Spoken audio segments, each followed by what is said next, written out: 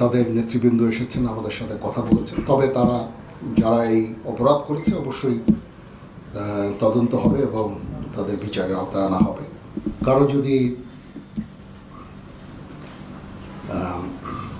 জীবন বিপন্ন হয়, ধর্ম বর্ণ নির্বিশেষে, অবশ্যই আমরা তাদেরকে আশ্রয় দিয়েছি এবং তাদের বিরুদ্ধে যদি কোনো অভিযোগ থাকে, মামলা হয়, অবশ্যই তারা শাস্তির আওতায় যাবেন।